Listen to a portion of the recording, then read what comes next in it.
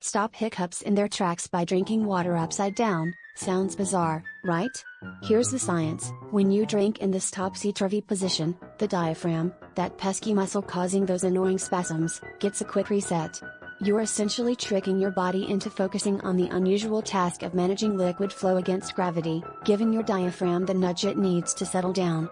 It's a weird but surprisingly effective life hack that plays on your body's natural responses. Next time hiccups strike, ditch the sugar and vinegar remedies and try this gravity-defying trick instead.